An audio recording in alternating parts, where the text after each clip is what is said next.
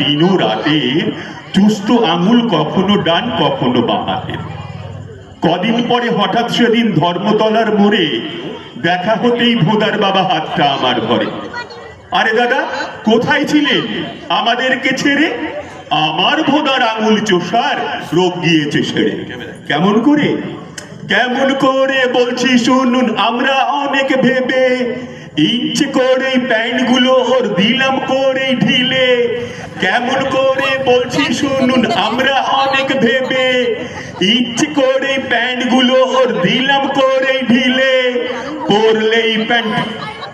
পরলেই pant কোমর থেকে যেই না নেমে আসে, অমনি ভোদা চেপে ধরে দু হাতে দুই পাশে।